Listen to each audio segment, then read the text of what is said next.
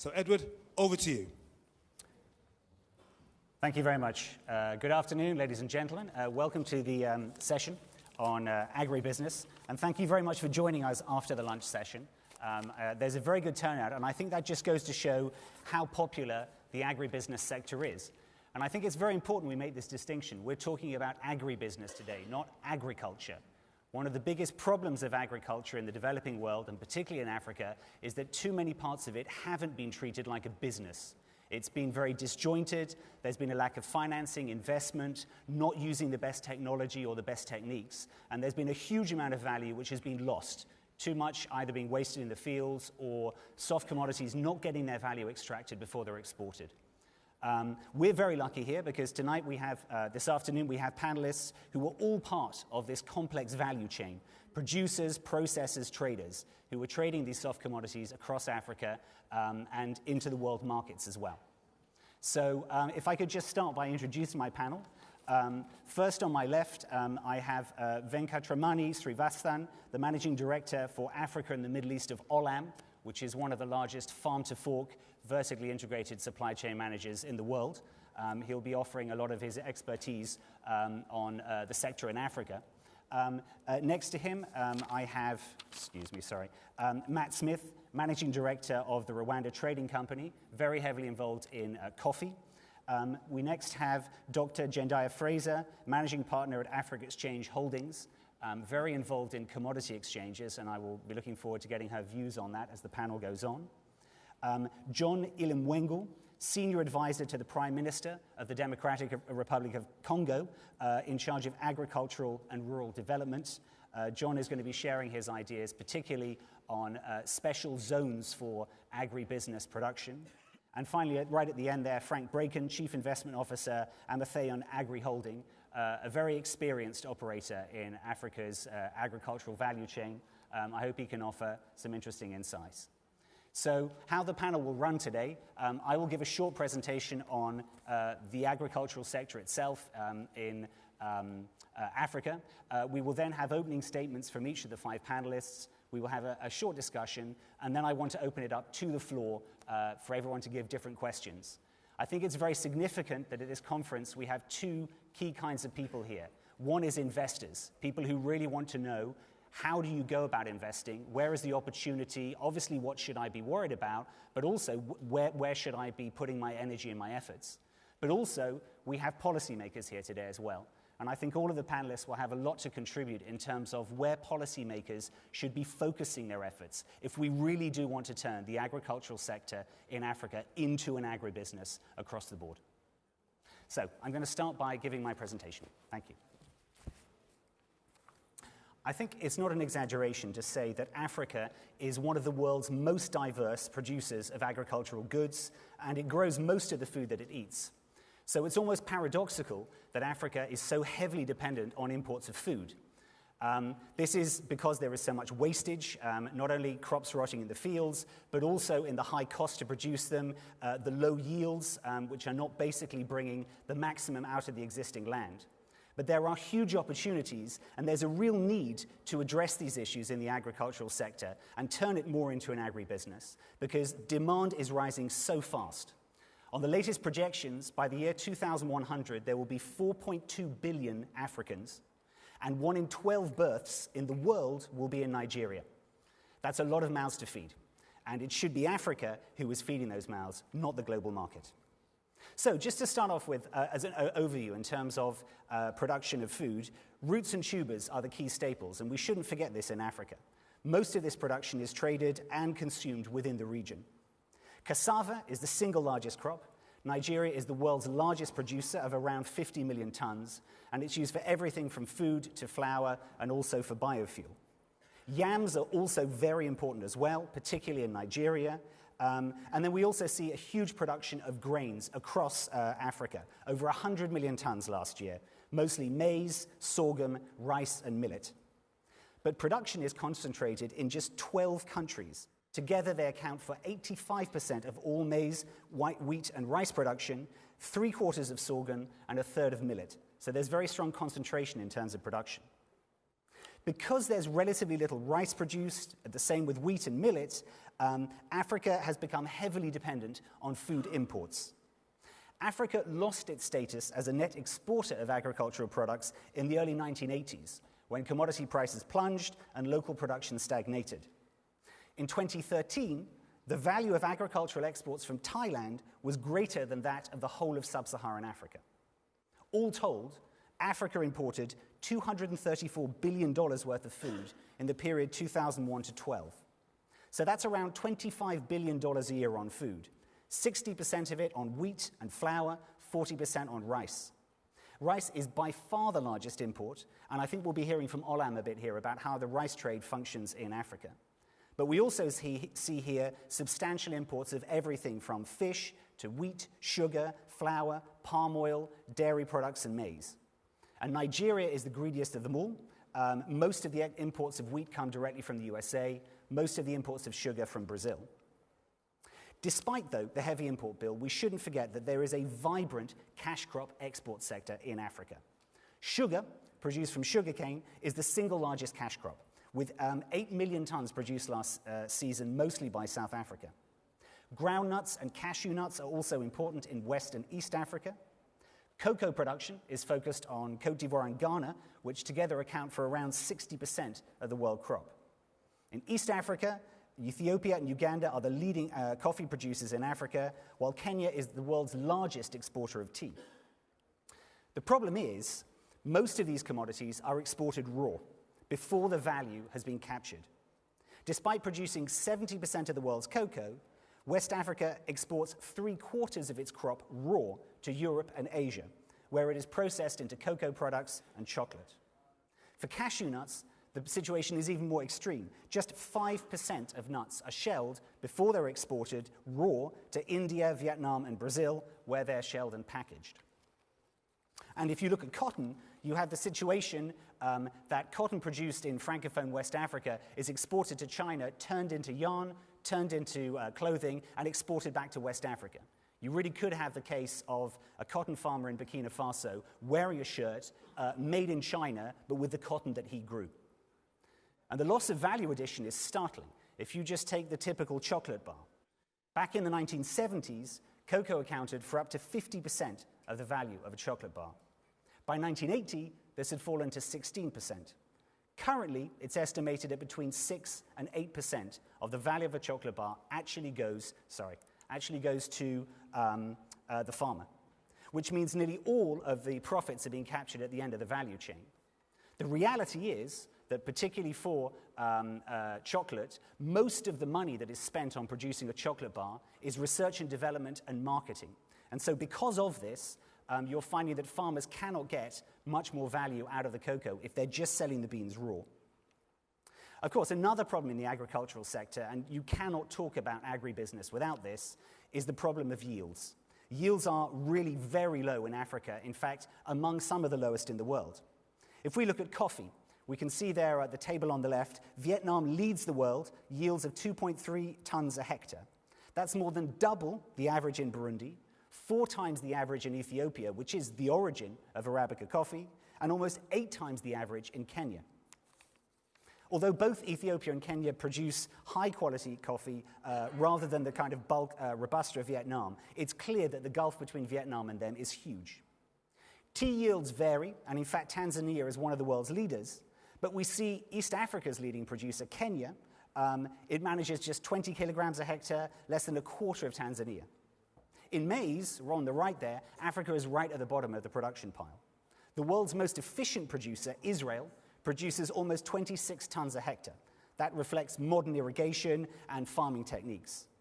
But even Egypt and Brazil far outstrip sub-Saharan Africa's most efficient producer, South Africa. And yields in Kenya and Tanzania are barely half the level in South Africa. So what's causing this? Well, I think the panelists will have many different views on this, but I would say, certainly from my point of view, there are 3 key factors to consider.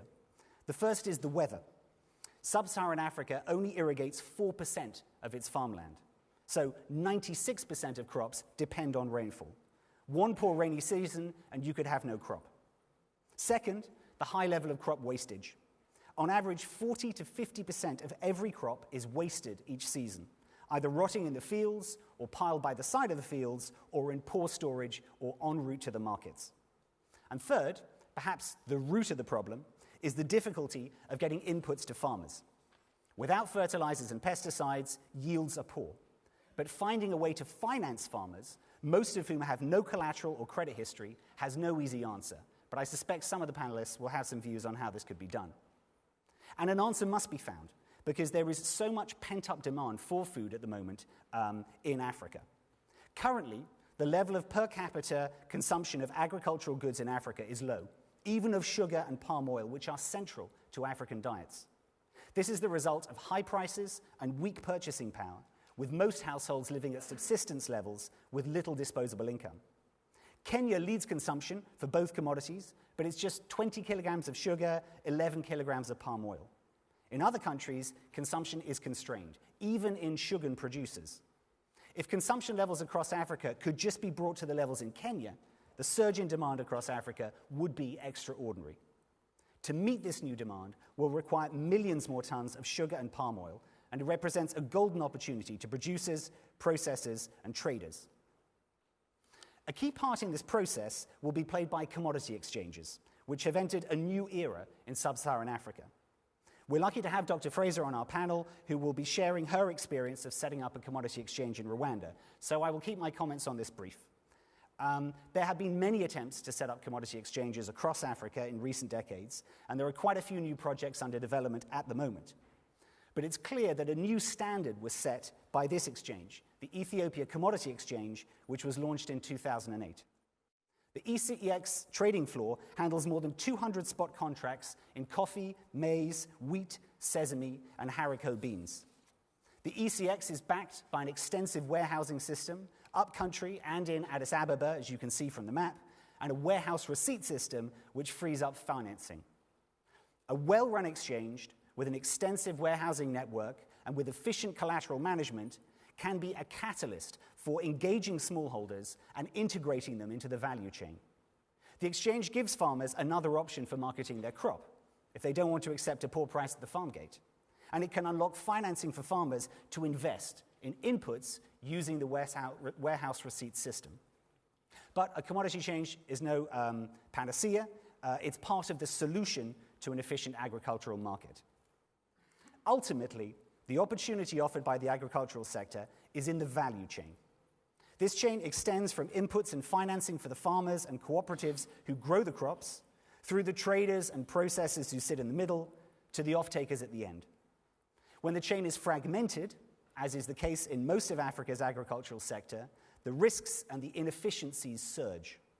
But if you knit together the various links in the chain, you can create a seamless flow, from farm to fork, as the phrase goes. A vertically integrated chain is much easier to finance, as all of the operational and credit risks are known. When properly managed, this means you can have a lot of flexibility when it comes to things like repayments. And of course, with a proper integrated value chain, you can ensure that every participant in the value chain gets their fair share, especially those right at the beginning, the farmers at the farm gate. Thank you very much. Olam has lengthy experience in Africa. I believe it's 25, 30 years the company's existed, and you are certainly one of the few companies that can be described as farm to fork. There are many instances where you can see the crop that you originally grew, and you can see the final product which ended up in the consumer or the industry's hands. So from your perspective and your experience, what is it like trying to run a farm to fork operation in Africa? Thanks, George. Do you want me to go? No, we're going to do it from sitting in the chair. Sure. It's all easier. Thanks, George. And ladies and gentlemen, just to add on to the numbers George presented, I thought I should give two interesting pieces of number. Today, the agriculture, this sector constitutes 40% of Africa's total GDP. And it gives, while it constitutes only 40% of the total GDP, 70% of the livelihood of total African population depends on agriculture. And every percentage point in increase in the GDP the lowest 10% of the poorest 10%, their spending power or purchasing power increases by 6%. And this is McKinsey's study.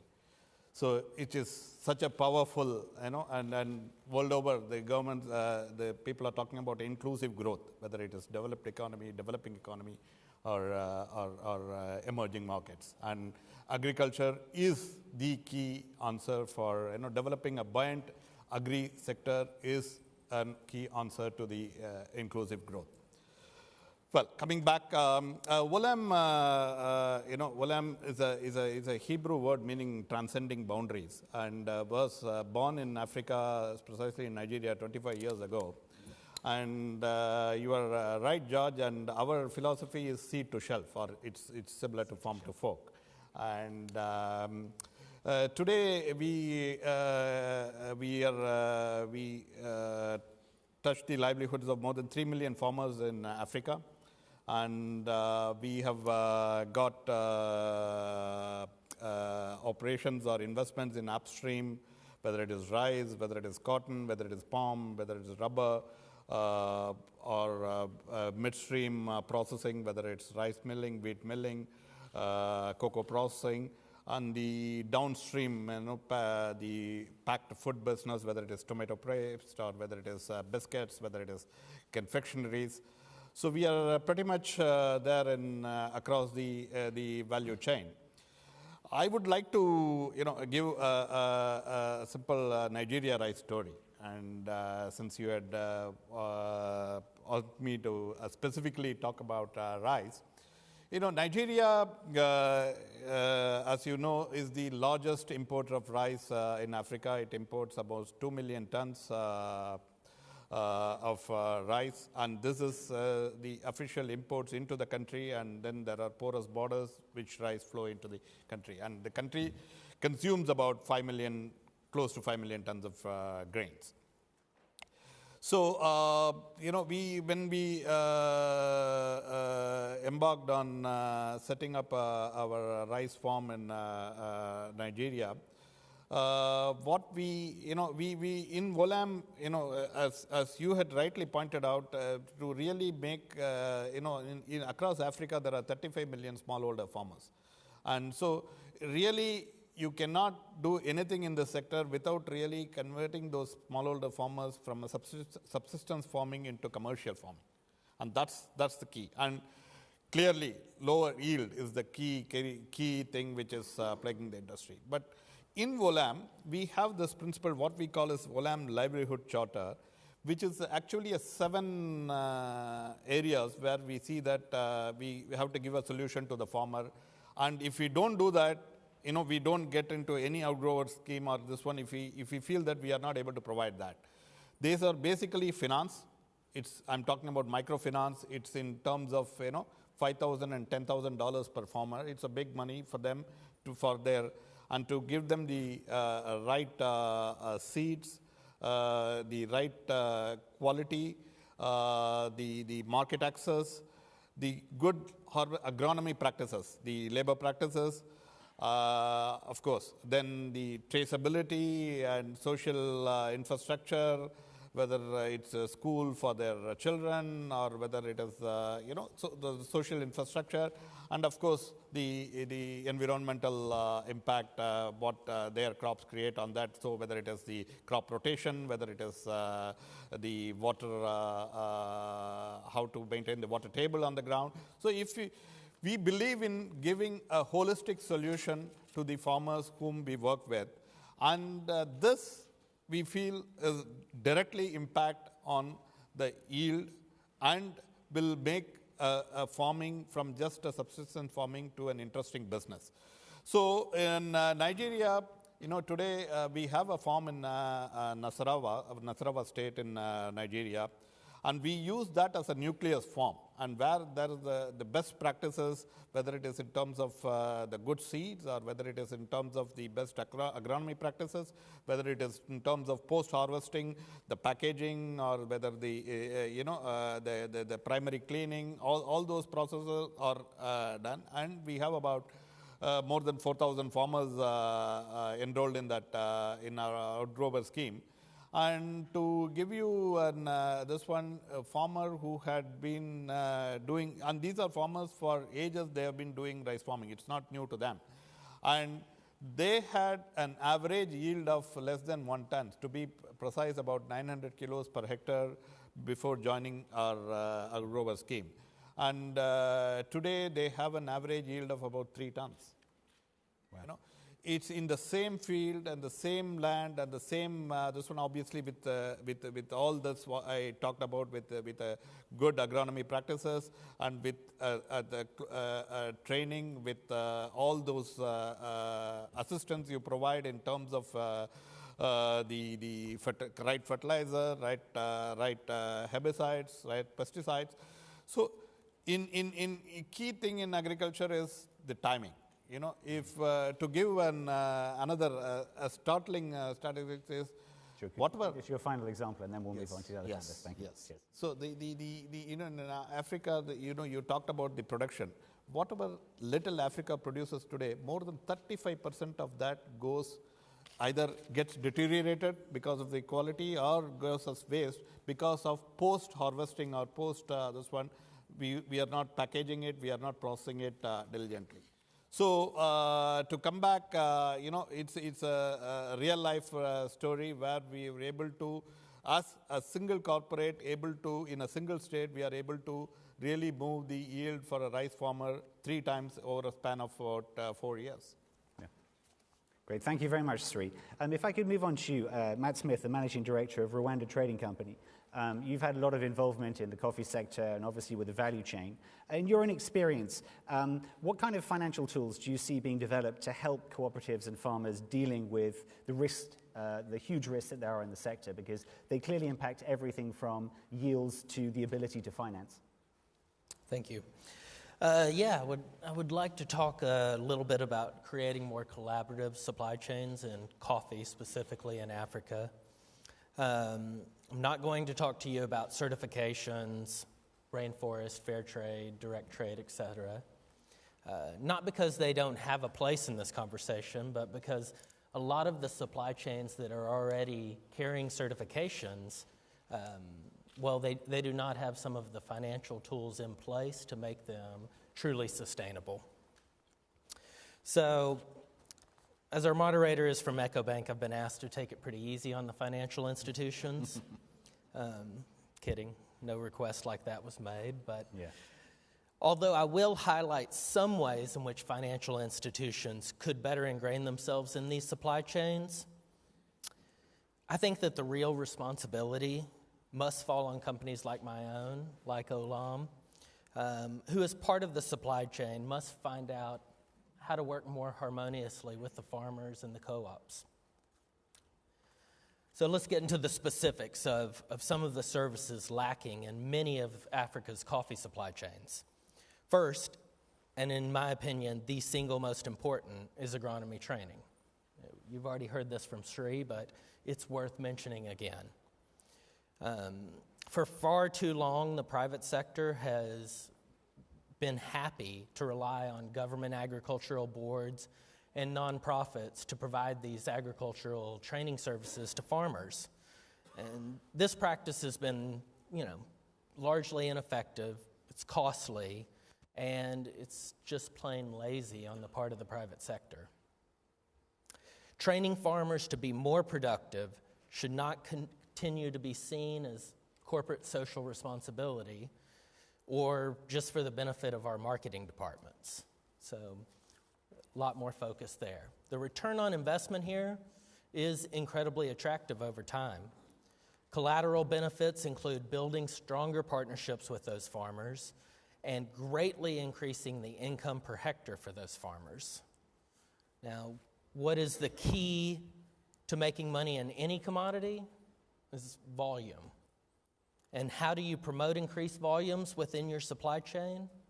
You have to make sure that the farmers working in your supply chain are profitable so that the financial incentive is there for them to double or triple their productivity over time.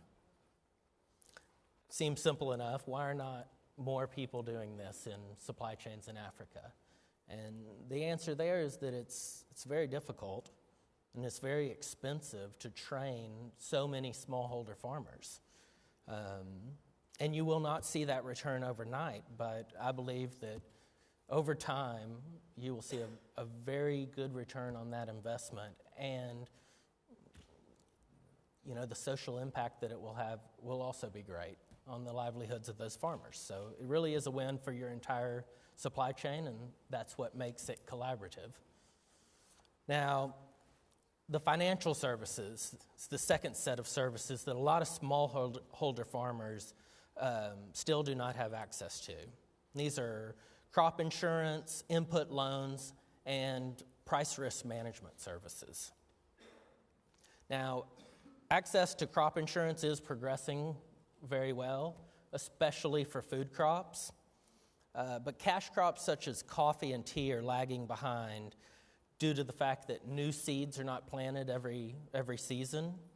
And that's an integral part of registering smallholder farmers in insurance schemes in Africa.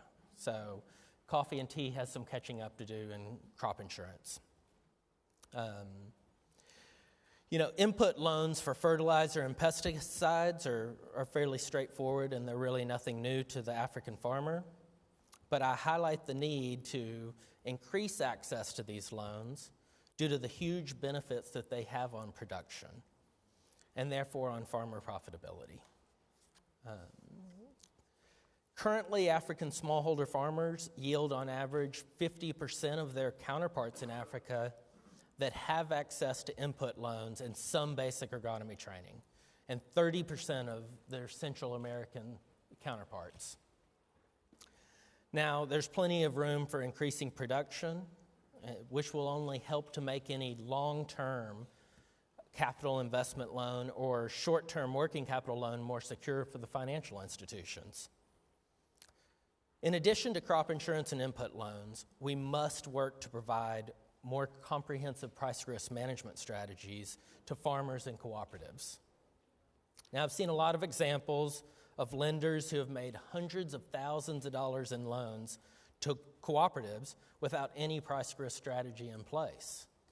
The coffee will get purchased from their member farmers, no sales agreements with buyers will be signed, the market falls as the coffee market is prone to do, and coffee is now worth 80% of the working capital spent.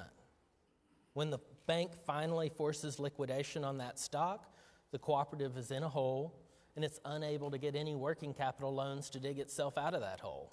It's a pretty vicious cycle that requires price risk insurance of some sort. It's really not as hard as you would think to create some strategies around this with cooperatives and producers. You can start with having a large percentage of inventory sold at fixed prices just as soon as it's purchased from the cooperative farmers.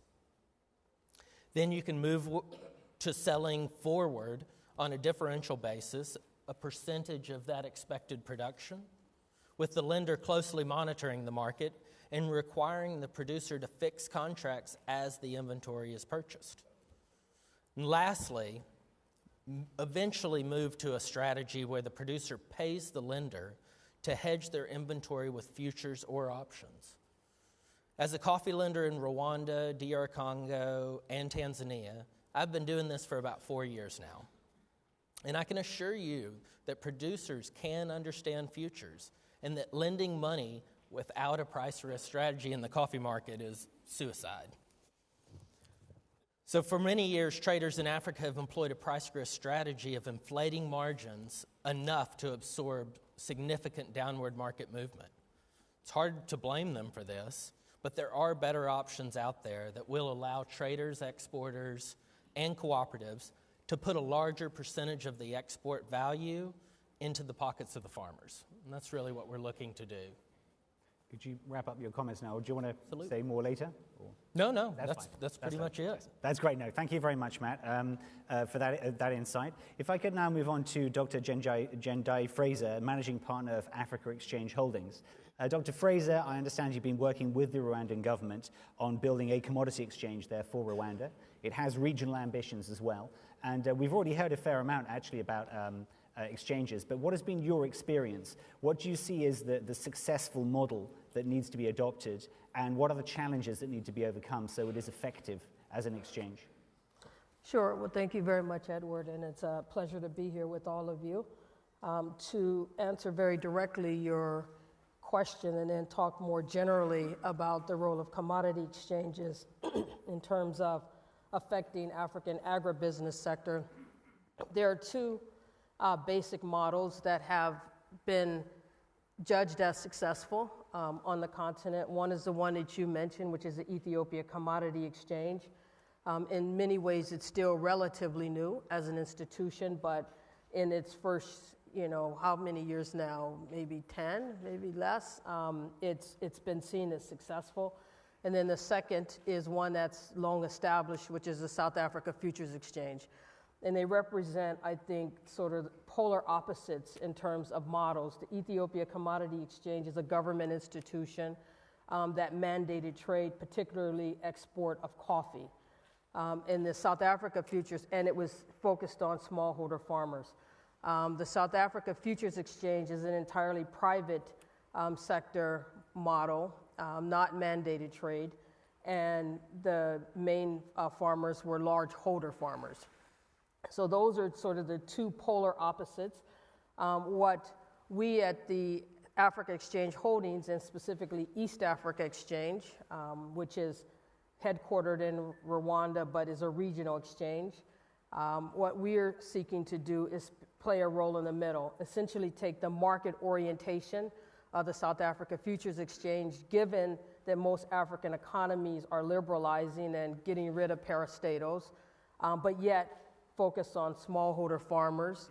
And in that way, we're like the Ethiopia Commodity Exchange in terms of who our client or customer is. It's the small-scale farmer, but we don't seek to have mandated trade, nor do we seek to be, obviously, a government institution, although we are open from a shareholder's perspective of government participation. But we currently do not have any governments participating. We're entirely private. Now, the role that the commodity exchange can play in terms of agribusiness sector is it really essentially is a market. That's what a commodity exchange is, and what we're essentially trying to do with these exchanges is take an informal agricultural sector and make it more formalized.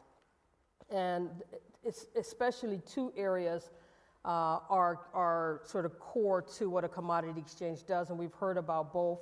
One is price discovery, transparent price discovery, essentially where most transactions are bilateral between two parties, and therefore the price is actually secret, and you have no real price discovery in the market, versus taking a more centralized trading system that will match buy and sell orders on a platform, making the prices transparent, and therefore allowing price discovery by eliminating information barriers. So that's one of the core functions of the commodity exchange. And essentially what that does is give greater bargaining power to the small-scale farmer so that they have a better sense of what the real market is. The normal view is that there's this trader who's coming through, taking the produce from the farmer and setting the price. But that's the same issue globally, frankly, where Africa is a price taker rather than a price setter in terms of its commodities. And so an exchange is trying to address that problem. And then the second core problem is the issue of mitigating risk or reducing risk by playing the counterparty to the buyer and the seller. The exchange is a counterparty, and so the risk that there will be a default often results in few transactions actually taking place because the risk is so high. And so with the exchange creating a clearing system that absorbs that counterparty risk, you're really lowering transaction costs and allowing buyers and sellers to come together to complete transactions that otherwise would not take place. And so those are the two core functions of the commodity exchange, but Africa Exchange Holdings Company is trying to play a role beyond those two core functions to try to integrate the exchange as a whole. And as I said, we are based in Rwanda. Mainly we're based in Rwanda, even though we're East Africa, because of Rwanda's enabling environment. We were able to stand up our operation faster in Rwanda than any other countries. The regulatory environment was good. It was a very strong enabling environment.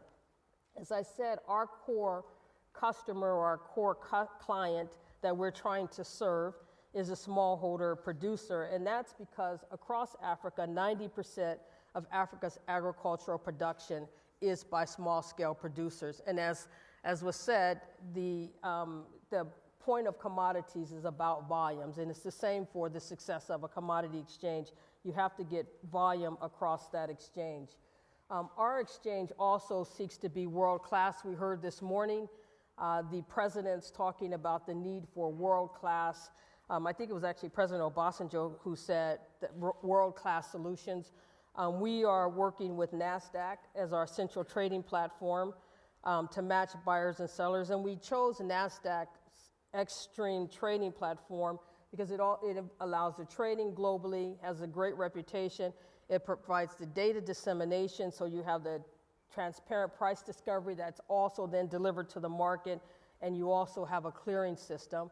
But even more important than that, which is core to the commodities, is we're able to scale across asset classes, because another approach is trying to formalize the agricultural market, but also trying to deepen the capital markets in Africa by providing more financial instruments. And an exchange is one of those financial instruments. So our NASDAQ platform will do equities and commodities and derivatives, power contracts, and hard commodities, metals and minerals, and others. So we have the capacity to work with markets to scale up. You can also trade from anywhere on the NASDAQ platform in the world, or from any place, your office, your bedroom, your living room, in your car, with your computer. So that's one, the NASDAQ trading platform. We also do warehousing, because to formalize the market, what we know is that you need secure product. To get into futures, you have to have quality and quantity guaranteed. As was said, 40% is somewhere between 25 to 40% of post-harvest loss in food cereals occur today in sub-Saharan Africa, which is an annual average loss of $4 billion. So how do we address that issue? And what we've done is bring collateral managers to our warehousing operations, so that when the farmer brings their product or the cooperative brings their product to the warehouse, we then can do value addition. We can take that product, we will clean it, we will grade it, and we will repackage it basically so that they can get a higher value than the product that they brought in, which may have some stones in it, may have some problems in terms of the quality. We'll grade that quality, and when they put it in our warehouse, we guarantee through our collateral managers that there will be no degradation and no loss of that commodity. On the basis of that guarantee, we can issue an electronic warehouse receipt, and that receipt is used by the bank as collateral to give agricultural financing.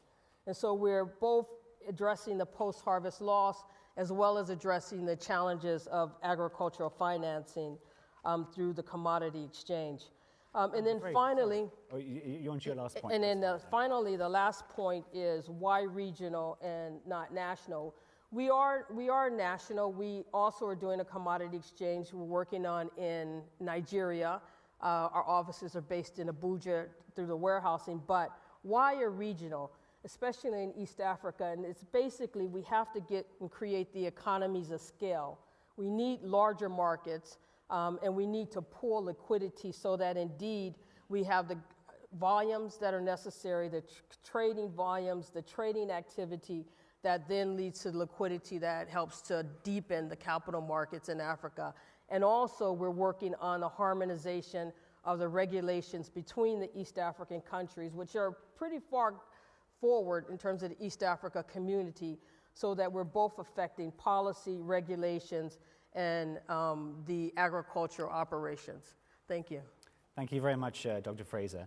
If I could move on to our next panelist, John Ulimwengu, Senior Advisor to the Prime Minister of the Democratic Republic of Congo in charge of agricultural and rural development. John, I understand that you've had quite a lot of experience dealing particularly with this issue of special agricultural zones or special zones for agribusiness development. They are yet another model which is being offered to get the full value from agribusiness. Could you talk to us a bit about your experience of that? Thank you very much, Edward. As many African countries, the DRC economy has been growing at a very decent rate, recently 6-7%. This year, they're expecting 9.1%. But there is a problem with that growth trend is that it doesn't come with poverty reduction, doesn't come with employment, it doesn't come with reduction in food and security. So now it's becoming a pressure socially, politically, to keep that trend.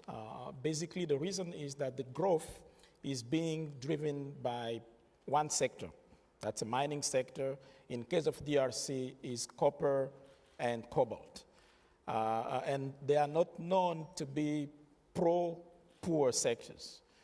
So when the government in 2012 asked my research institute, International Food Research Institute based in Washington, D.C., we told them up front that this is not going to be business as usual. Because it's not enough to distribute hoes and machetes and small bags of seeds to farmers to make it happen. This has to be a different way of doing business. So we brought in the concept of platform of infrastructure for agriculture development. Basically, telling them that for you to be able to develop this agro-industry sector, you need three types of infrastructure. You need physical infrastructure, you need social infrastructure, you need financial infrastructure in place.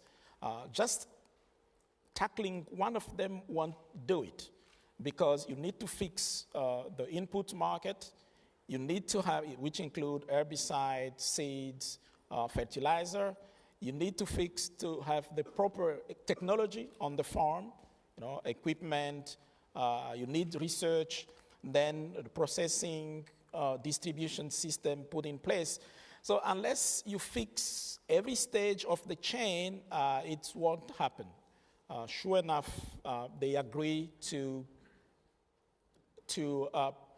do a proof of concept using what now is called the agriculture business parks, basically selecting across the country sites that are suitable for agriculture, and then bringing those infrastructure, roads, railway, waterways, port, energy, whatever is required to make sure that the production is well done, that the processing will follow, and then the distribution will come in. So the very first agricultural business park is nearby the capital city. It's 80,000 hectares of land. I said 80,000 hectares of land, and we have 20 sites across the country. For this pilot site, the government put its own money, about $100 million from its own money.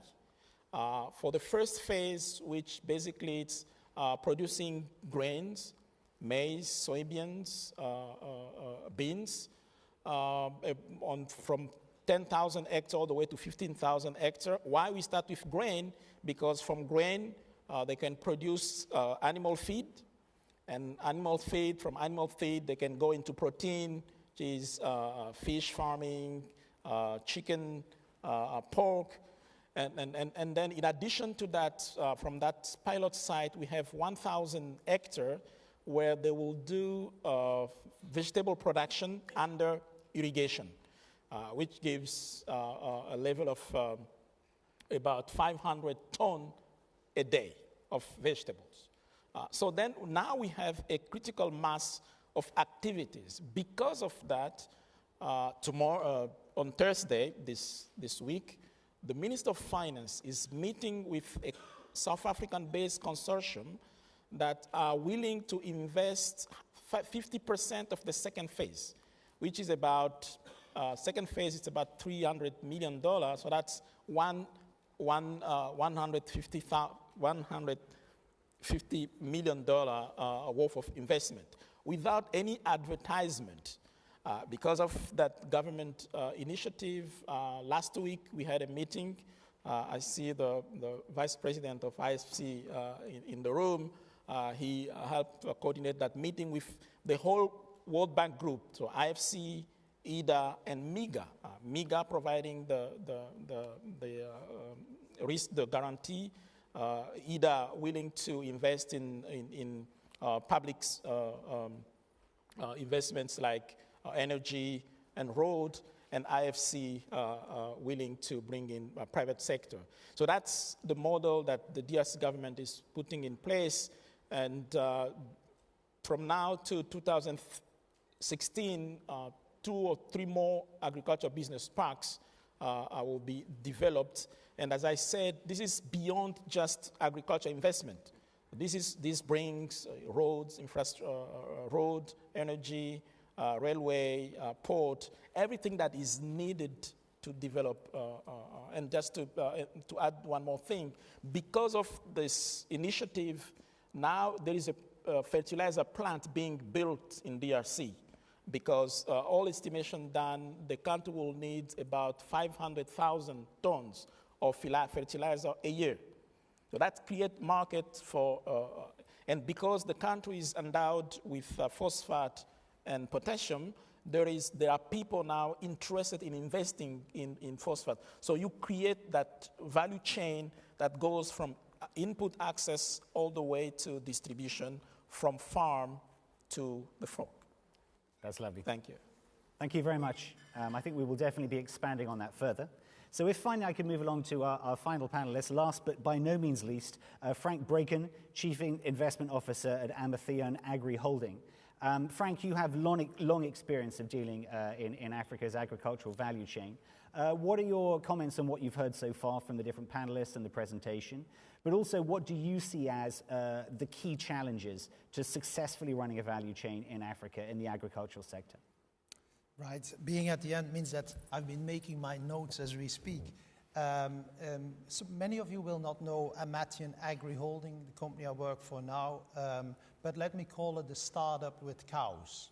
It's literally a company that started 2 years ago, and the objective is to build up a leading agricultural and food processing company, and maybe I will come back to it at the end if time allows. But let me emphasize that I don't call it a bankable project. Each time I hear that word, I cringe. You know, what we try to do is to build a business, not a bankable project.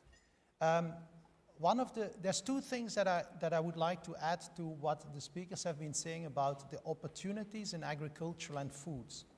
One is the opportunity for consolidation. It's amazing the amount of small companies that you find in Africa.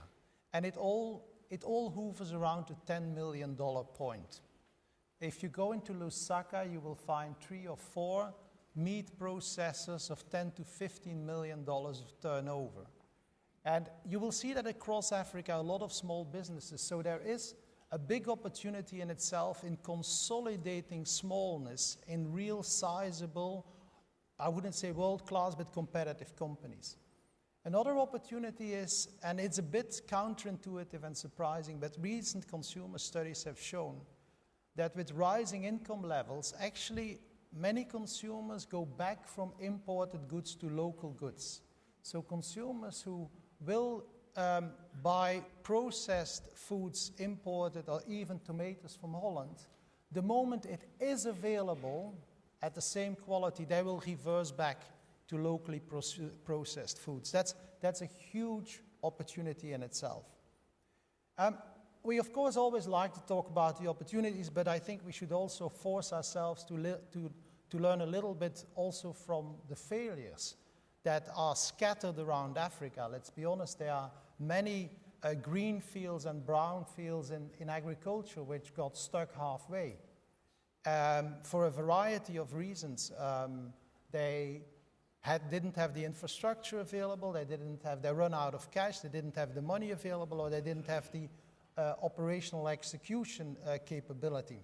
So what I think is very important and what we try to do as a Matthew Agri Holding is to take one big lesson out of it. And that is the importance to have the capability to act with scale. It's really not the place to play small. And why is that? I think in general, in Africa, it's safe to be small and it's safe to be big, but in the middle it's pretty dangerous. It's a bit of a dead zone. So you have to be able to play with scale if you want to really increase the probability of success. And why is that? It allows you real risk mitigation. It allows you to spread your business operations across geographies, but also across different segments of the value chain.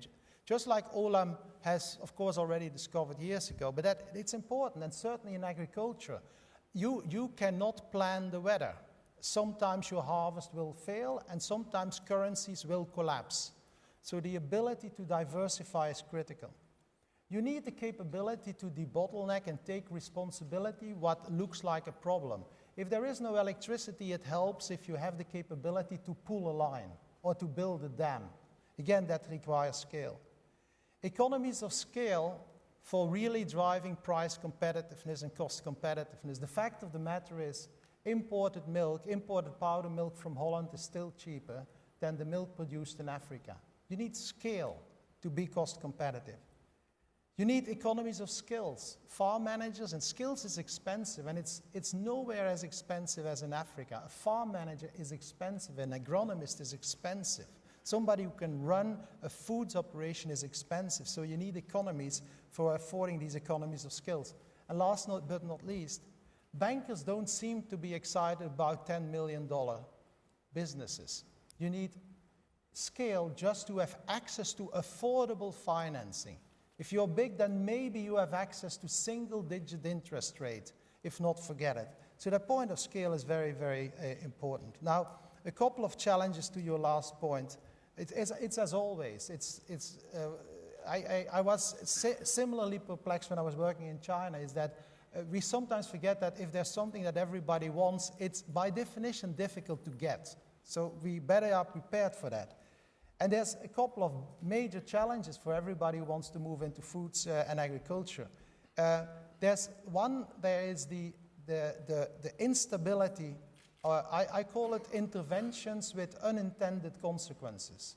So governments intervene, and therefore the consequences are sometimes pretty painful for the commercial operator. Actually, the FIO estimated that interventions of the government in terms of import ban, export bans, releasing strategic stock, price controls, on average reduces the income of the farmer and therefore also the commercial farmer by between 1% and 5%. And we have recently seen it in Zambia, for example, where we had a maize price collapse from 230 to 180 because of the release of strategic stock. Unintended consequences. The third point that I want to the second point that I want to mention is the importance of skill transfer. It's a pet subject of mine. Everybody is obsessed about attracting dollars, money. Nobody seems to be obsessed about attracting know-how. We seem to forget that the real story behind the China success is their ability to attract know-how, copy it, and run away with it. That is the real role that big agro concerns have, is to bring know-how to Africa, copy, and Africa runs away with it. Together with that is the need for institutions, agricultural institutions. Where are the recipients for know-how about biotechnology, about ICT, etc.? The reputation of commercial farming remains a challenge in Africa, commercial farming versus smallholder farming. And I think we should all now accept that all farming should be commercial farming. All farming. And that nobody wakes up dreaming of being a smallholder farmer. Everybody wakes up dreaming to be a commercial farmer. So I hope that we can move a little bit out of that and that it's accepted that small commercial farming is the future. And if we don't accept commercial farming in the traditional sense, then we actually say to people, please compete, but don't become too big so that you really become competitive. I think there is a contradiction in there. Neighborhoodship is very important. let's be honest, the fact of agriculture is that you happen to have neighbors, and you have delicate neighbors. So the importance of whether you call it CSR or whether you call it sustainability, but I do think that we think that the best protection that you can have anywhere in the world is happy neighbors. And you come back then to the smallholder farming, et cetera, et cetera. Now, one last point, if I still have a minute. So 1 minute? One final point. Question then is, of course, so how does your company tackle that? We tackle it by really deploying big scale. We have investors who have said, okay, we are going to commit a couple of $100,000 from scratch, from starting point, to be able to build value clusters with straddle geographies and straddle value segments. And as we speak today, we have been able, in 2 years' time, to build up farming operations in Zimbabwe, Uganda, and Zambia, and looking at one other. And we, 2 weeks ago, acquired our first meat processing operation. We're looking at a milling operation. And the idea is that in every geography, we build value clusters which deliver that in-country scale to overcome the issues that I earlier described. Thank you. That's great. Thank you very much, Frank. So we've had our initial comments from the panelists. Just before I open it up to questions from the delegates, I just have a couple of questions for different groups of the panelists. The first is actually about commodity exchanges, and it's for Dr. Fraser and for Matt. I noticed, Matt, that you mentioned that you didn't want to talk about certification while we're here, but I definitely think we should, particularly certification and the specialty sectors for things like coffee. Something like 40% of the coffee traded in the world last year was certified in some way. And we also know that East Africa has got a very big slice of the specialty coffee market. Certainly the stats I've got is that Kenya and Ethiopia have around 12% of the global specialty coffee market. That's where you want to be. It's the top end of it. But there is the issue that with commodity exchanges, sometimes you can't do segregation. Segregation of the beans is so important in the value chain for both certified and specialty. How do you two see in your experience a value chain operating with a commodity exchange where you could keep some kind of segregation and which could enable the development of this sector? Maybe Dr. Fraser, if you want to go first. Well, yes, sure. I think that what we did was we visited you in Rwanda, and we said we're not going to mess with the specialty coffee sector. We'll go for unwashed coffee, which also has a market, and we'll value addition by washing and trying to get it out, and we'll leave you alone. That's, as I recall, how we dealt with it. Yeah, I think that some of the issues with the ECX in Ethiopia that have been highlighted by specialty buyers is that coffee loses transparency in that system, which is a very important thing for a lot of the specialty buyers in the industry. Now, when it comes to a more commercial commodity-grade coffee, then what the Ethiopian market lacked was market access, which the ECX did a lot to relieve. So I think you have a situation where you said in the very beginning that the ECX is on one end of the spectrum, and it does have some issues that they need to work out, especially around transparency. They're losing money by losing transparency in a lot of the coffee that they export, but there is also a lot of benefit to the commercial grades. And let me just be clear: not all coffee can be specialty coffee. It's not a matter of effort. Effort's part of it, but you do have to have some specific terrain, altitude, varietals, and those things come into play, and those don't exist everywhere in the world. That's great. Thanks very much. Sure, do you want to have a commentary on this one? So there, even for cocoa, the traceability is a key issue.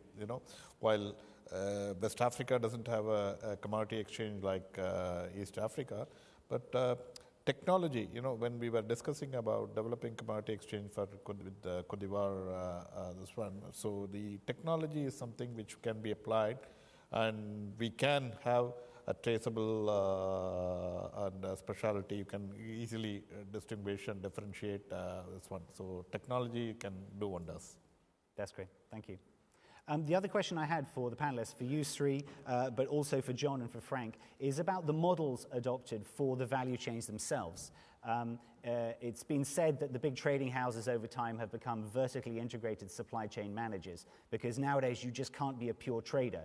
The margins are too small, you need to be on a massive scale, there's too much information out there, commodity prices have not been volatile enough. But at the same time, to run a value chain is extremely complicated. And certainly I found when I've looked at them, it's very hard to find actual companies which are entirely a value chain, farm to fork, or as you said, seed to shelf. Very often you'll find they outsource certain parts of the chain. And I just wanted to ask you three gentlemen, in your experience, what seems to be the model which works best? Is it to run the entire thing itself? Is it to outsource certain parts of it? How organic really is it as a model? Maybe Sri, if you want to start off with Olam. Thanks. It's good that you asked this question. Even today, when you run a fully and integrated supply chain model, you do outsource. You can't do everything on your own. So what essentially in an outgrower scheme, a smallholder scheme, to give you this one, we have a rice farm, which is say a 10,000 hectare rice farm, but then we cannot grow all the rice. And around that farm, we have farmers who are having almost double of that size, 4,000-5,000 farmers who are growing rice and doing. So in a way, you are actually outsourcing. So what is important is how do you really control all the aspects of this one. So when you have an outgrower scheme, when you are actually outsourcing anything, whether it is processing, whether it is growing, whether it is, the logistics part, for example, is a key, So whether you have a warehousing agents or whether you have evolved a transportation system, so you essentially have to outsource, and it has to be a collaborative approach. And like what Frank said, everything has to be a commercial farm. There is really nothing called smallholder per se. So in different countries, in different geographies, you will the outsourcing content will depend. For example, in South Africa, where we grow peanuts, there's a much evolved system. There is a logistic provider. There's a developed port and this one. So you really don't have to invest or control all that. Whereas in a place like Senegal, if you are growing peanut and if you are exporting, and you got to have much more of all this have to control because these are not developed. So it's very much about the development of the sector itself. Yeah, Frank, if you'd like to come in. Yeah, I think the answer is really that you have to have an extreme willingness to think tactically, opportunistically, tactically, flexible. Nowhere else than in Africa, execution is strategy. So they can't be given any answer for the whole of Africa anyhow. We like to help ourselves by thinking in terms of value clusters.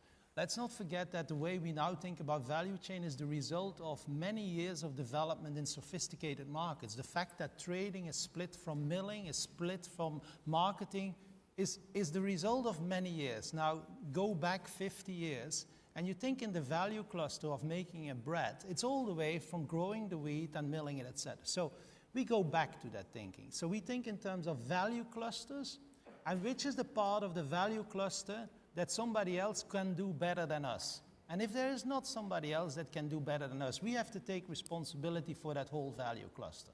That's actually our very pragmatic approach to it. And the result of that is that in some countries, and you want to make sausages, you will have to raise the cattle, do the feed lotting, do the slaughtering, the logistics and all. But in other African countries, like in South Africa, you will find somebody who does the logistics better than you, so contract out the logistics. So very tactical and opportunistic. Sure. Thank you, Sean. John, please. Yeah, maybe just a word. We need to understand that 95% or so of agricultural farming is subsistence farming. So you are dealing with people who don't have necessarily the skills. They are farming by default. There is nothing else to do. That's what they do. So you cannot, the proper value chain required that good, well-functioning production system. So you need at least, that's my rule of thumb, control 50% of the production for you to have a proper working value chain. There will be a time, there will be a transition to get those subsistence farmers from where they are to become true players into that value chain thing. But to start, you need some time to control the production, to make sure that the processing and everything else flows properly. Thank you. I think it shows clearly as well the success and the usefulness of outgrower schemes. Ultimately, plantations can operate on the most efficient models, but in terms to actually get the scale and also to support the local community so they will support the plantation, you need the outgrowers as well, absolutely. Well, fortunately, we have half an hour for questions from the floor. We've had our initial statements from delegates. Are there any questions from the delegates here? If you do ask a question, could you please introduce yourself and tell us your affiliation? And please keep the questions short so that all the panelists have a chance to contribute. Any questions? Show of hands. Don't be shy. At the front, gentlemen. Hi, Jim Mgera from Talo Oil. There's a theme that is running through a lot of the presenters about how the farmers are organized. If you think about our African farmers, many, like you said, are subsistence farmers. And it is not because they don't want, but they don't know. How do you organize them in a way that they can benefit from the commodities exchange or they can benefit from some of the things you've been saying? A comment from that. Sure. Any in the panel would like to take that on? You want to start? Oh, sorry. Yeah. Oh, Matt, why not Matt first then, Dr. Fraser? Sure. Yeah, that's a very good question because that is step one to pretty much any of the initiatives that we talked about that are lacking in the agricultural sector. Now, smallholder farmers in Rwanda, you're looking at a minimum grouping of about 500 farmers to produce enough volume to even represent one futures contract or kind of the minimum volume requirement to really do anything of significant help for that group. So it is a challenge, and of course you have to organize them geographically first and foremost. Cooperatives can be very, very helpful in this, but then you run into a lot of issues with cooperatives turning into political organizations where things other than production, profitability come into play. So there needs to be, in my opinion, some sort of hybrid between a cooperative that is grouping farmers together and disseminating information and also helping them to kind of have leverage on traders who would like to buy their products, but without the need for a highly political organization like most large cooperatives tend to grow into, which in the end makes them very ineffective. Thank you. Dr. Fraser? Yeah, we are targeting cooperatives, working very closely with them. In Rwanda in particular, there are about 40 cooperatives that we're targeting. We've got about 17 that have already signed up as members of the exchange. And what we're trying to do is try to find where there are the highest production areas and get our warehousing as close to those production areas as possible. And then again, outreach to those cooperatives to talk about the role of the warehouse receipt to sort of educate them. Now, this is something that typically a business would not want to do, and we would ask, some type of like Agra or some other partner that has those networks with small-scale farmers to, take a leading role. But I think Frank said it well. If you don't have those relationships and you want your business to succeed, then you have to be pragmatic, and you may end up going into that area until you can find others who are prepared to do that. But for us, the value is in the transformation of small-scale farmers into small business owners or into entrepreneurs. It's not to keep them as contract laborers in agriculture, right? There's ways you can get your production side you can grow the productivity of those small-scale farmers and get your supply guaranteed. But for us, we're trying to create a market that creates a level playing field so that they can transform out of that role. And so bringing that ag financing to them through, the type of mechanisms of warehouse receipt and guarantee and warehousing is part of what we're doing. So we like dealing with cooperatives as a major unit of organization that's already existent. Sorry, John, if you want to speak, and then Frank afterwards. Now it's amazing that it's more difficult to put together the small-scale farmers than to set up a big commercial farm. My own experience, the 2 years that I've been in DRC, one of the issue is land security, land titling. I mean, to whom do you title the land when you put 10, 20, 30 farmers? That has been the biggest issue. And the second is the training. As I said, these are small scale, these are subsistence farmers. So at some point you will need to bring them up to the technology, up to the new things that you are trying to put together. So what we are piloting right now in the DRC is some type of mentorship. So for the first 2-3 years, these farmers, small-scale farmers, they'll be working as workers. And then after this period of 3 years, we will decide who graduates from that stage to becoming a proper owner, manager of a farm. But definitely, if we want this thing to be sustainable and to create what we are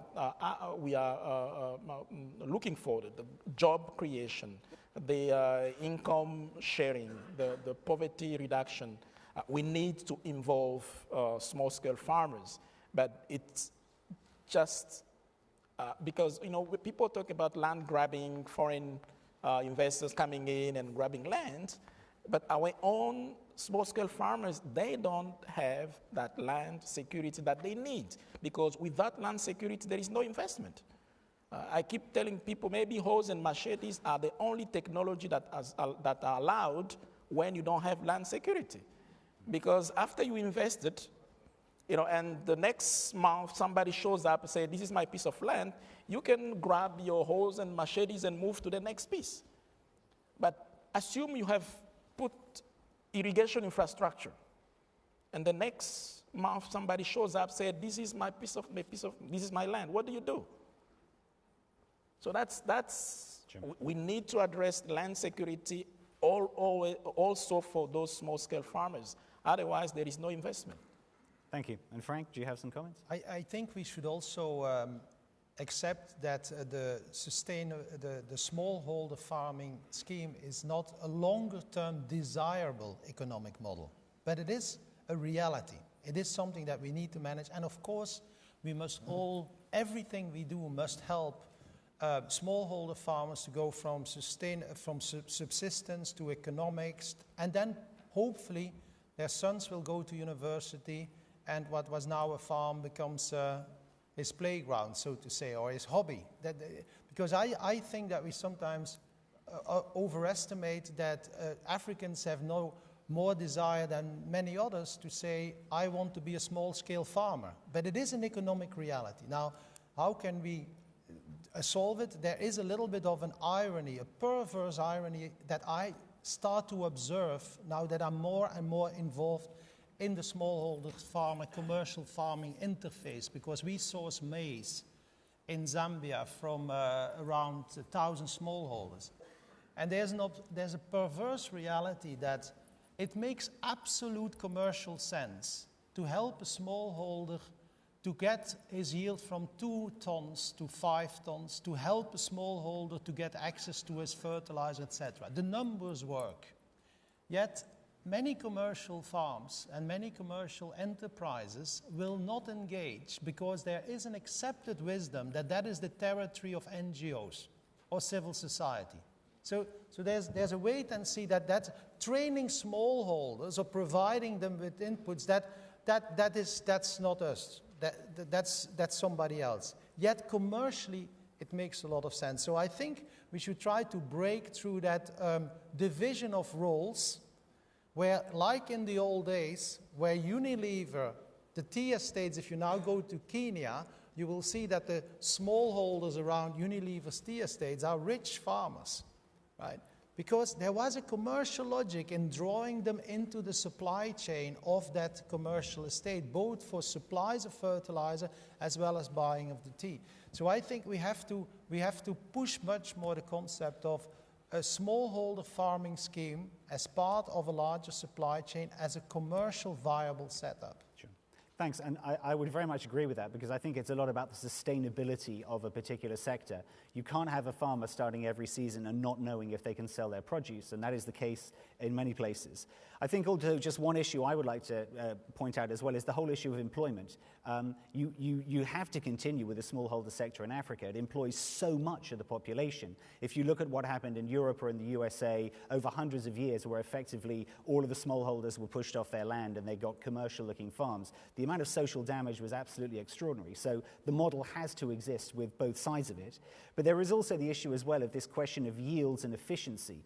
A recent study published by Grow Intelligence already showed how there is a reason that most smallholders tend to work plots of land 1 to 2 hectares. A lot of it is to do with this efficiency issue.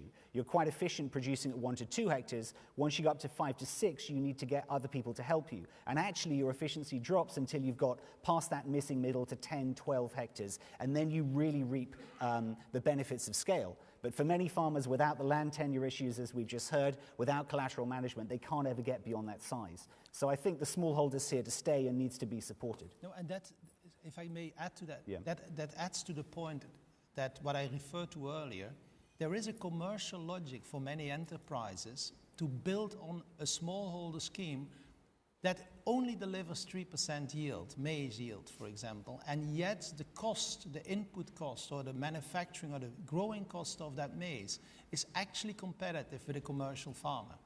Because the cost equation works completely differently for a smallholder than for a commercial farmer. Thank you. So could we have another question here from the floor? Okay, a gentleman there, sorry, and then we'll come to you. Then we'll get to the back. Go ahead. My name is Leonard Jikunu from Fidelity Bank Ghana. From the discussions, the key theme that seems to resonate is that the agri sector faces a lot of challenges, and these challenges are multifaceted.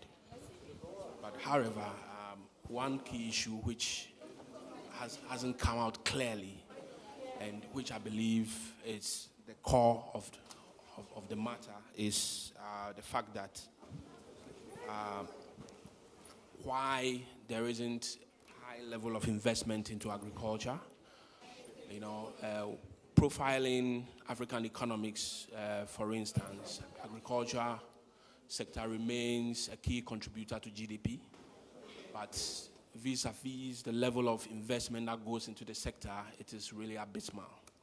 So quite clearly, there's some competitive advantage there for most African economies, and I would like to, find out some insights from the speakers, how that trend can be reversed, and for African economies to really yield a lot more dividends out of agriculture sector. Sure. Thank you.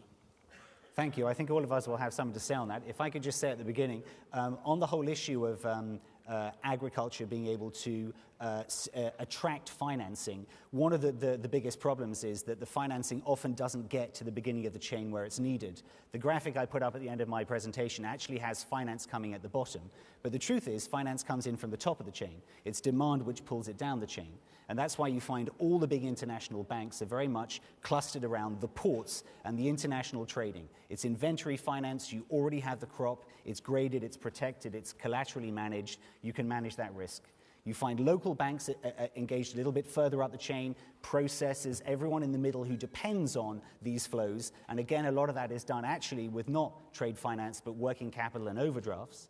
But when it comes to the actual farmers themselves, the ones who need the inputs, this is where you have the big problem. It's already been mentioned, lack of land tenure, lack of collateral, lack of credit history. You add to that the enormous risk of weather. You could end up with zero crop, quite potentially. And you can see why nearly always the only people providing pre-export finance, input finance, are either the processors and traders who actually rely on the flows or governments, sometimes done very, very inefficiently. So those are certainly the key issues, I think. That is what's holding back the financing. But to suggest that it's not going on, not at all. I mean, there is huge investment going on in the agricultural sector, but I would say it's not enough, not at all. But these people are certainly testament to the investment that's going in. If you'd like I to. think you touched upon across all the right reasons. Over and above that, the policy framework in different countries, different framework. So what now is happening in DRC, for example, that would attract a lot of investment. So the investment in agri-sector is, one is agro-processing, where this morning the president talked about that, Museveni talked about agro-processing, which is very critical, which in George's presentation, how the cashew sector, how almost 95% of the cashew produced in Africa is processed in Vietnam and India. Whereas, so I feel that the microfinancing requirement is at the bottom of the level, the farming level, at the farmer level. Whereas in the midstream, where the processing value add, the processing setup, that requires, one is, maybe the reasons are not more on financing based, because these are corporates who could raise financing, but then they are related to infrastructure, the other issues, the port congestion, and the intra-Africa trade. For example, if I set up a cocoa processing factory in, say, Indonesia, incidentally, is the second largest producer of cocoa. I can bring cocoa from all the West African cocoa producing countries, process there, because at the end of the day, cocoa processor, chocolate manufacturer wanted a particular blend, particular this one. Whereas if I set up a cocoa processing factory in, say, Ghana, I cannot bring cocoa from neighboring Cote d'Ivoire or neither Cameroon nor this one. I have to process only the Ghanaian producer. So these are some of the issues. I think that's where the policy, the framework comes up, where a collaborative approach amongst the government would help a huge amount of processing. Same as this one for cashew as well. Thank you, Sri. Any other points? Yes, John? Yes. As far as Africa is concerned, in 2001, 2002, under the leadership of NEPAD, there was the so-called the Maputo Declaration, basically asking every African country to allocate 10% of its budget to agriculture. That 2001, 2002. And this year in Addis, I think last month, there was a review, some progress were made. But that's not really what concerns me, because it's not only a matter of raising the level of investment. It's more in terms of efficiency. Where do we put, how we invest, and where we invest. That's where the difference will be made. It doesn't matter if it's 10 million. You can put 10 million give 10 million to two different countries, and you end up with different results. As of now, it's more what is the environment that is put in place to attract this funding. I mentioned the issue of land security. We can add the issue of infrastructure. Energy today. You need the processing sector, but you need energy. But the gap, the shortage of energy is so high that not many are interested. So it follows, I think, on us, Africans, to create that environment. What I call site investment ready. We have a site that is suitable for agriculture, for farming. What can we do to make it investment ready? And I think, and it has, we have the policy issues and things. That's what we need to put first in place. I tell my fellows Congolese, assume we receive $1 billion today. What are we going to do with it? 2 years ago, I couldn't tell an investor where to go and invest in agriculture. DRC has 80 million hectares of arable land. but there was no data, nothing to guide investors. So I'm not really worrying about the level of investment, more on what do we put in place? What is the environment to attract that investment? Thank you, John. And Frank, you wanted to make a I comment? just wanted to add to that, absolutely. It's a matter of local conditions, but we also have to face up to the fact that you can never reach the kind of investment that you would want if you talk in chunks of 10 million. The industries that really have attractive, massive amounts of investments are industries where countries have said, yes, please bring 100 million, like in telecoms or in mining, for example. And as long as countries do not get over that dilemma, that they actually really are welcoming large-scale investments in agriculture, it will never add up to billions. Simply because even if the money would be available, the executional capability for investing all these chunks of 10 million, we can go on for hundreds of years, and Africa will still not be there. Thank you, Frank. Well, we're getting towards the end of our session, so before I take a final question from the floor, I just have a question for all of the panelists, and it really is for the investors who are here in the audience. Could I just have a quick show of hands? Who here in the audience has been to Africa recently on business? It's a fair amount. And how many people here are actively involved in the agribusiness sector anywhere in the world? Fine. So it's good. We have some people here who are not softies. In other words, not soft commodity people. So obviously there is the opportunity and the interest here to invest both in Africa and in the agribusiness sector.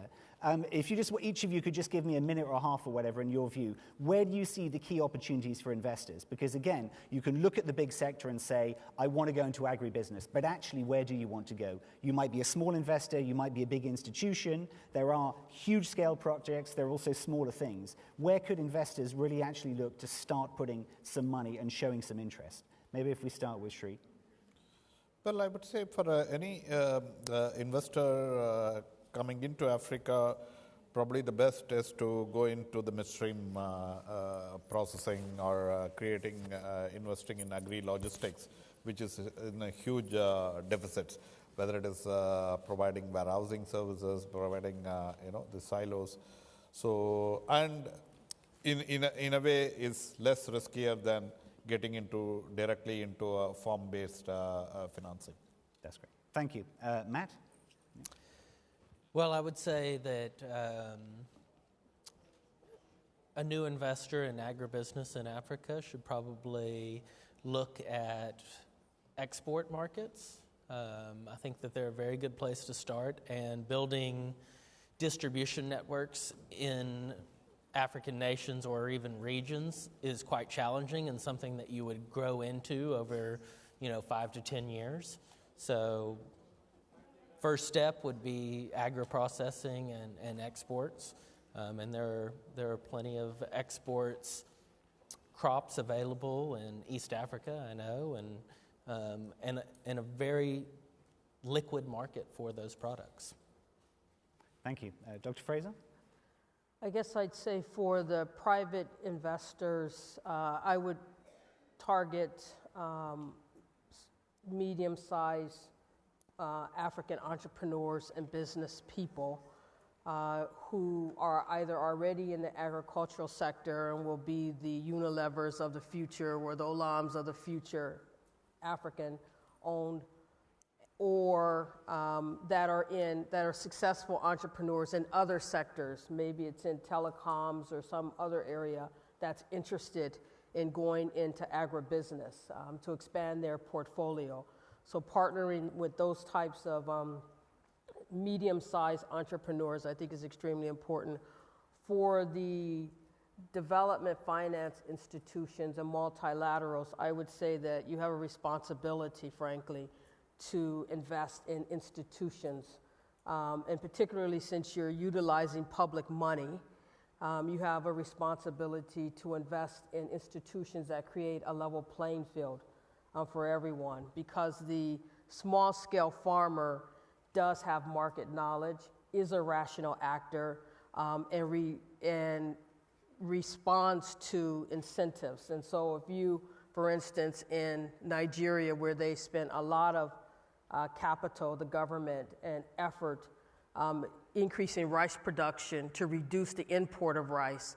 But yet, if all of those rice farmers are harvesting at the same time, the effect of that is going to be a severe drop in prices because there's going to be an oversupply of the market. And if there aren't the institutions in place to help address that, then the next season, the Nigerian government's going to have a very difficult time pushing and urging small-scale farmers to, again, produce rice in great quantities to reduce what is a macro problem of trying to save their foreign currency and not have to pay for rice imports. And so I really do think that the investment in market institutions is extremely important for the multilaterals. For the DFIs. And I think that, we need to understand that there are no white hats and black hats. Traders, we want traders on our exchange. They're not the evil people going around aggregating and cheating the smallholder farmer. And the multilaterals with their vertical integration and their contract farming, they're not white hats or black hats. Everybody is trying to respond to a market that's out there. And so I think we should, give space and do our best. Thank you very much. John, just briefly, where would you say the key area for investment? Maybe just I think the missing link still, the processing sector. You heard President Museveni this morning.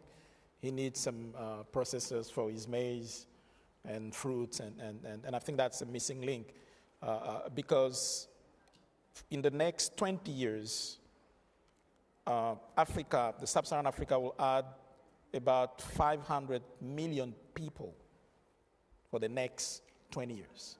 And these are people that need to be fed properly. So the market is there. The potential is there. 60% of arable land in the world is in Africa. So come and you do your thing, and then we'll do ours. That's lovely. Thank you. And Frank?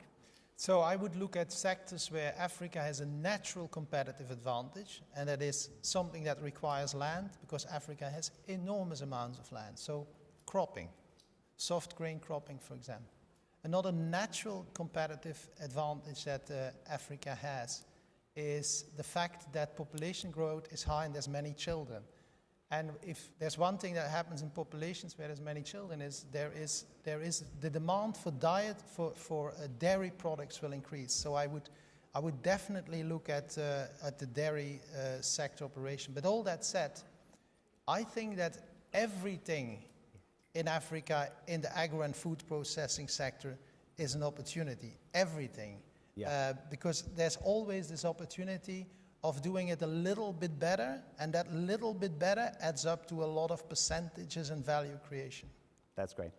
Thank you very much. I would heartily agree with what all the panelists have said. I would just add myself, perhaps, as one other little thing. If you feel a bit adventurous, maybe some of the more kind of exotic commodities in the soft commodities sector, stevia, the natural sweetening substance ingredient, that's being developed across Africa. Kef, the wonder plant from Ethiopia. Talk to any Ethiopian, they can tell you about the benefits of kef.